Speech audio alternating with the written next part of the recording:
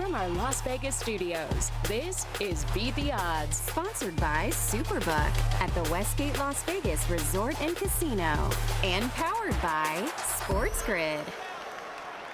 Well, speaking of beating the odds, we made it to season 3. We're back, right? In season 3, what a lot of pressure in 3. This is when all great sitcoms kind of find their stride. I think Kelly Kapoor got ditzy in The Office in season 3. SportsGrid's going to help with that, bringing this together. So I'm excited about season 3 for sure. And sharp money was on the under 3 seasons. So, yeah, we've done something right. Playing with house money as we head into this college football season. Well, it's great to be back with you guys, Jack and Teddy. Let's dive right in. College football, obviously the big storyline, so many changes heading into this season. I mean, really, when you say, what's changing in the college football betting marketplace, and the answer is kind of everything.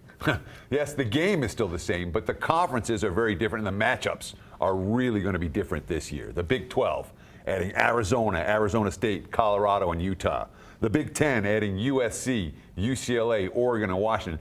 These are not second-tier schools. There's a whole conference that they've carved up between them. The SEC bringing in Texas and Oklahoma, legit national championship contenders. And, of course, the ACC with some of the more bizarre moves, Cal, SMU, and Stanford, not what we think of as ACC squads, but certainly from a where are they playing and who are they playing and when are they playing standpoint, things really changed for 2024. And college football was already that, right? We already had with the transfer portal and with NIL coming in and everybody throwing money at these college players. We already had so many unknowns as we headed into the season. This just adds more to that with these changes in the conferences and everybody with the realignment.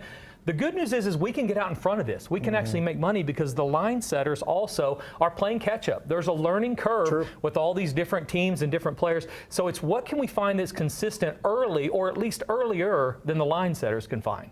Sure. When we talk about who can make better adjustments, both the bookmakers and bettors are going to need to make adjustments as the season progresses. And this is something that you would expect.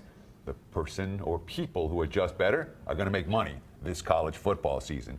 And it's also worth noting, we talk about the playoffs. It's not a 4-team or an 8-team, it's a 12-team playoff this year, which means 4 teams get byes and 4 teams get a home game in the postseason when it comes to national championship implications. So the 4 home games in January, those are going to matter. And as we get deeper into this, we're going to see the show this week. We'll see kind of what I think is a disconnect between some of the odds and some of the lines with the expanded playoff system. I think really everybody's playing catch up with college football. You're going to find lines and things right now going on that you're probably never going to find again in college football because there will be an adjustment after they get through 1 year. We're going to see what is a home field advantage worth in the first round of the playoffs.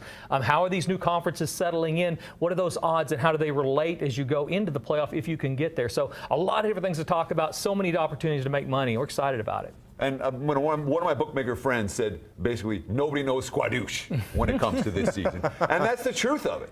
The bookmakers don't know exactly what's going to happen. The bettors don't know exactly what's going to happen. The coaches don't know exactly what's going to happen. So who can adjust on the fly and appropriately value the home fields, the travel spots, the new matchups? Those guys are going to make money. Googling squadoosh now. Thank you, Teddy, for that.